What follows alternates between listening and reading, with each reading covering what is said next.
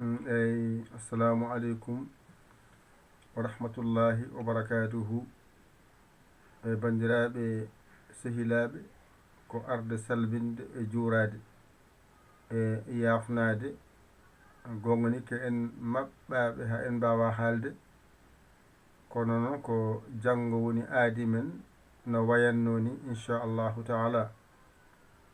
Wonande jangoɓe limto pular e limto alkul qur'an arab no wiyeno ni ɗon toon wiya ha joni. Oɗon janga aset, oɗon janga altine, oɗon janga talata. ɗeɗo balɗe joyi e nder hen mi suɓanimon hen bal tati. aden wonno ko balɗe joyi ɗe fof jangge. ƴewmi noon so waɗama noon mo on jaw gaynude ko jangguete, kono on jawata ɗigginde ko jangguete. moƴƴe jangde noon koko ɗiggi ko. on jino mi habrino on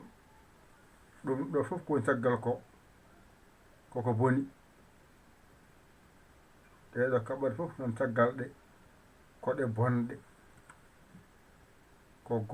kutorɗe wonno eɗen kutoroɗe. ko woni yeeso ko noon ɗum woni gollal ngal joni. ko woni yeeso men ko ɗum joni woni gollal men ngal gollotoɗen golle men jahoje ɗe. so en mbiyama yi en gadden hunde, ko nden hunde wawata rendude, wawa gollude hunde so yonti gollede. ko ɗum sabato amin mbiya kala jiɗɗo nadde yo wat 400 windo wona naati. ƴeewa dental ngal yiɗi nadde ngal yoɓa 400 mi habri on dental ɗe joni koɗe bayliɗe. wonno tan ko dental gotal innira dental diine. joni noon waylama jaɓɓal dental diina ngal waɗa bange ko faati e sharia o e daka so yontoyi yen kawru hen. somi nanguitima ko nanguite toon ko toon lombete. e korka so yoni ko watte e korkaji ko taw so ɓurani ɗi, so nanguitama ko toon lombete.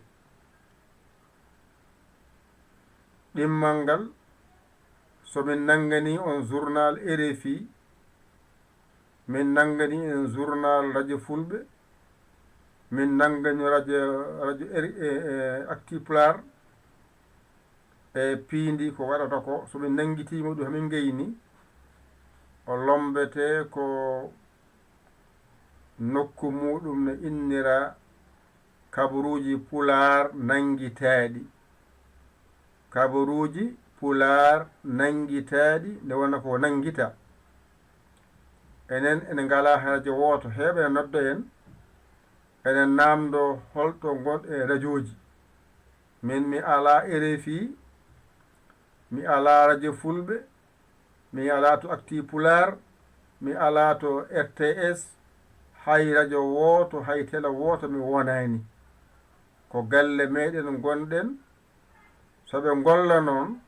amin nanguitano rendo ngo wawa rendude maɓɓe rendo ngo. nde wonno so nanguitama ene laaɓa ceer oɗen jiiya ɗum toon e nder denteje men kewɗi ene yetto on toon. ko nanguitte ko ga ene yetto dental journal ɗo, wonande ɓe Allah rokki wawde saroyde caroya e dente goɗɗe ɗe. waɗira noon nde wonno radio fattama ha ngara, télé fattama ha ngara, YouTube ne ko ma jogoɗa connexion ma timmuɗo nde mbawa hutodirde e muɗum. joni en teski hen woɓɓe tawa jomumen no jiiɗi heɗade ko woni e nder radio ji e téléji. ɓe ngala ɗum feere mbaɗɗen nde ɗo feere so ɓe mbaɗa min ngara min nangito min jaada e maɓɓe aɓe timmina amin timmina ene yetto ɓe hen nawa ɗum e bangeji goɗɗi keɗoye nafa rendo mawo mo ngannduɗa woni ko nder ladde ala radio ala télé kono omo jogii whatsapp makko so nangitama yettima e nder whatsapp makko o wawa ɗum ƴettude o nanna e portable makko o ñifa connexion makko o wona heɗade o wallama ɗon gaynako ko noon gonɗo e nder ladde ene rema ko noon gonɗo e nder oto ene ɗanno ko noon gonɗo e gollargal mum ko noon haydi ene yaha e toyi gonga ngal wiyata ko janngoɓe pularɓe ɓe jiyata bindi holno ballirte ha mbatta windude mbatta janngude nde wonno ko janngude e windude woodi ko janngude e windude tan woodi joni holno ballirte ɓe mbatta janngude ɓe mbatta windude ngal ne waɗa bange ngal tone ko ɓe jiyata alqur'ana walla bindi arab holno ballirte ha jiye limto hijju e tarde ɓenne mbaɗa bange ko ɗeɗo nayi goodi an noon garowo o andi ɗo jiɗɗa wonde e majje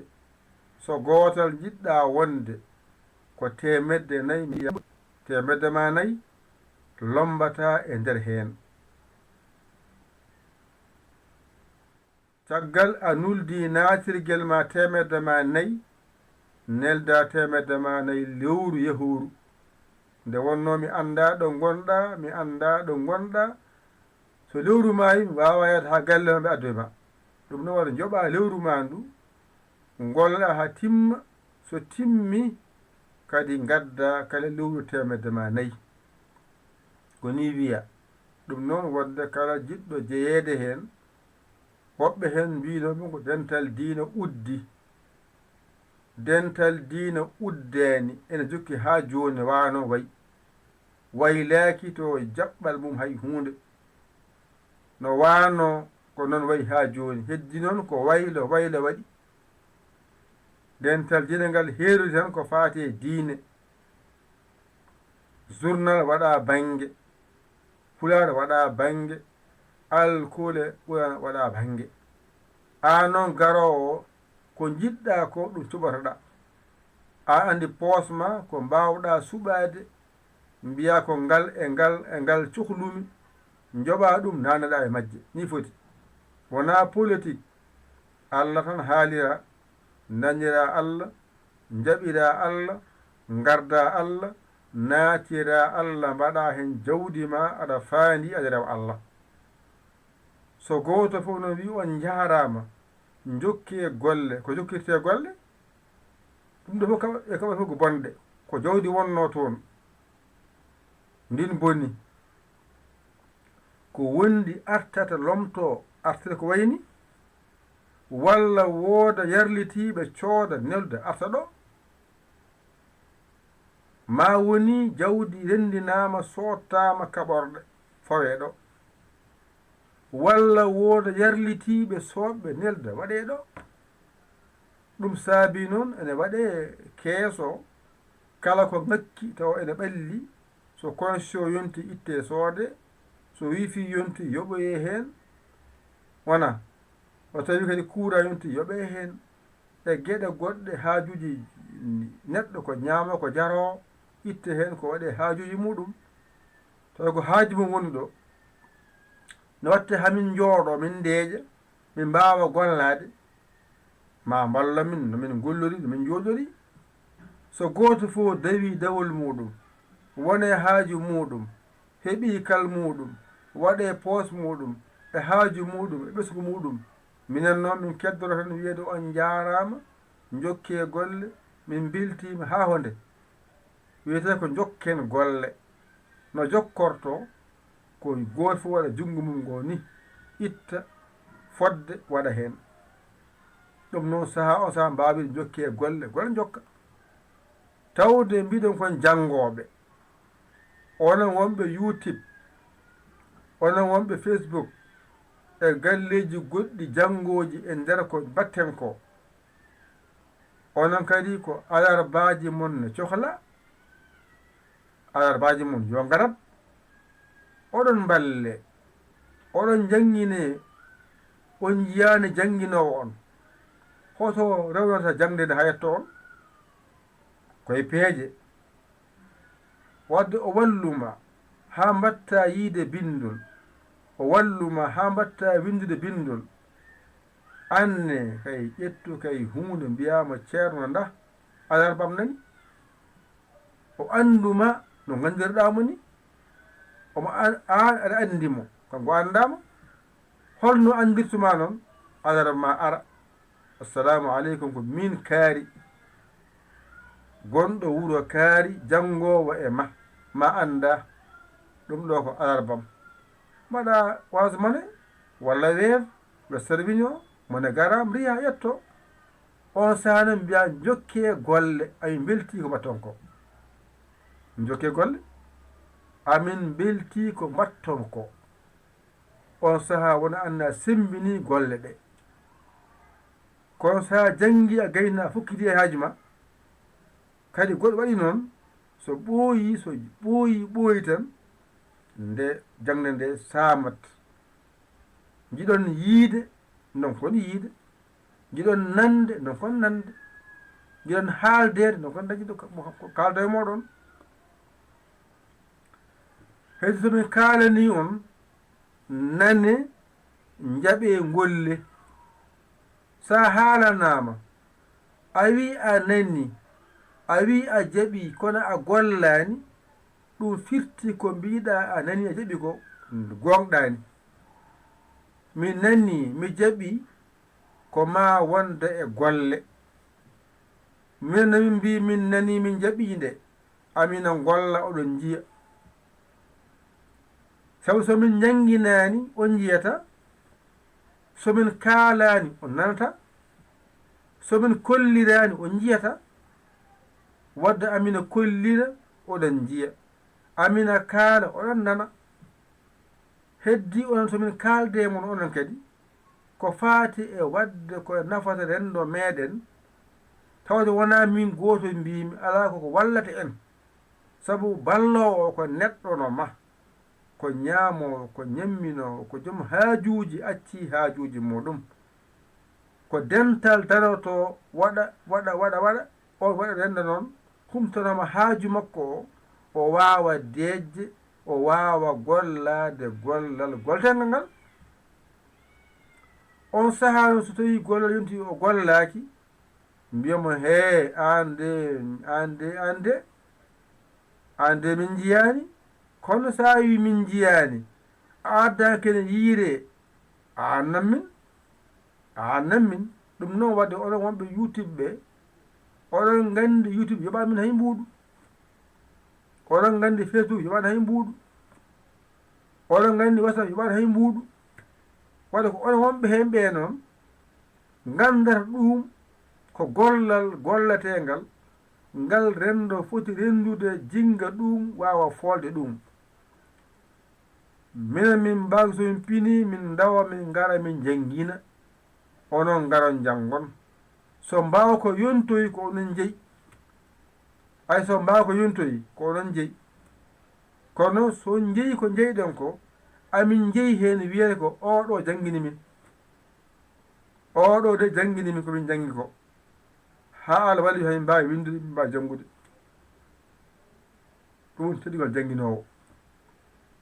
jangginowo ko ma yiya janngowo e ko janngirte jannginowo e janngowo e ko wallata janngowo e jannginowo jannginowo ko jottoɗo nokku goto ne golla wa amma janngowo ko janngowo gasa yalta yahaji muɗum ɗaɓɓoya so ɗaɓɓi o yiiti hunde o itte hen hunde wiye ceerno nda tawde ceerno winimo nda gandal ceerno yimi ko nda gandal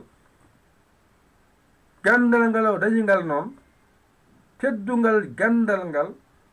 ko wadde hen teddungal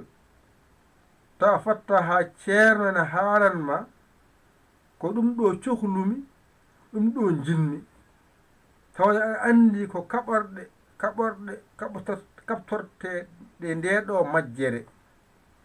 tawde on joodaki nokku gooto ko ma o dillina hunde dilla yetto on hoto rewata e courant e wifi e connexion e jonde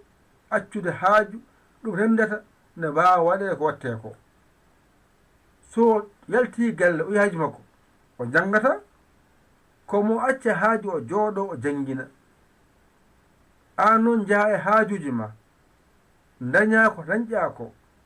kaɓɓa ha tiiɗa mbaɗa e haajuyon ma garta ha e makko jobdima e makko ko on jarama jokke golle min beltima so maayi noon on saha ngaron gaddon maaro gaddon diwlin gaddon gaymon kirson momo ñaama hen est ce que momo ñaama hen on saha nden son gaddi jawdi o nokki ɗon e galle he mo heɓe hen wadde ko mbatten ko yo waɗe gila jomum no wuuri teddungal neɗɗo ko gila no wuuri waɗante on jii ɓen cooda galleji dokkira ɓe cooda autoji dokkira ɓe cooda kala ko moƴƴi coodana gollotoɓe gollo ɗum noon wadde acceten ha maaye noon est ce que ko ni o wano est ce que ni o wano nafatamo ko golli ko ɗum o jeeyi ko golli ko ɗum o jeeyi kanko noon ko joom ƴiƴam e teew wamma golle ɗe golli ɗe kanko jeyiɗe golle anne golle ma ɗe gollanɗama ɗe ko an jeyiɗe golle ma ɗe gollanɗama ɗe ɗenne ko an jeyi kanko ne ko gollanma ko kanko jeyi sabu Allah ne andi golluɗo mo gollani ay Allah omo andi golluɗo emo gollani kala ko jiiɗa ko golle ɗum ɗo fof ko golle ɗe kaɓorɗe ko ma golle naata he majje nde gollo wonɗi o ɗi mbiya gollorɗe ay gollorɗe koɗe gollorteɗe tawi noon gollowo ala ɗon ɗe kalata ɗe gollata ko ma gollowo ara jooɗo golloroɗe on saha noon ƴeewe nokkuyel gotel ɗo rewata ha yetto on ko ɗum woni ɗon ɗum noon wadde ko haala ka heewi raɓɓiɗi juuɗi ko jangde addi en so jangde yonti min ngara min jangina so balle jonti ngaron ballon so jangde yonti min ngara min jangina so balle jonti min ngara min balla ni wiyete on saha wiye jokki e golle on saha golle mbawa jokkude yo Allah wallu en nande e famde numéro o ko 00 221 77 906 14 81 mbaɗa yaya mbaɗa jiya WhatsApp o ngara kaala indema e yettode ma kaala hol dental jiɗɗa nannede kaalɗa sarɗiyeji ɗi belma naata a wawa a jari mbiyatama an yiɗi kalanɗa no jiɗɗo waɗante ha naata e yidde muɗum a haalanama a jaɓani hokka haaju ma a jara mbiyatama hay hunde min piyatama min jennatama mbetta heɓatta sa ari noon aɗa naata mbaɗa goonga o e goonga gañino haalande on ñalam hannde o janngo aset inchallah mon janngu alet on janngata altine janngon talata on janngata araba janngon alhamisa aljuma on janngata ɗum waddata noon ko ha mbawon janngitade ko janngon ɗon so janngi aset dimanche o gonande winditade e janngitade altine kadi windande heseɗa ara janngonde talata gonande janngitade e winditade alarba windande heseɗa ara alhamisa aljuma gonande winditade e janngitade ko ɗemgal ma ngal kaalata an ko bindol gonɗa e jannginede holno haalirte ɗum ko haala aɗa wawi haala ko holno windirte min gari walludema har feere ndeɗo ko ni nde windirte ko ni nde janngirte gasi so yi ha ɓooyi noon ma andu ko janngete ko no janngirte paama nde ɗo jangde ko jangde jangetede wadda mi wonay jangude ko jangde mbiɗa wode wala jangude somi gayni jangude hami faami ko jangumi ko on saha mi ƴetta ekko bindol mi wanjito ko bindanami ko e carnet am ɓallo kam mi jifa kono mi jifa portable am carnet o woni moftirde jangde am nde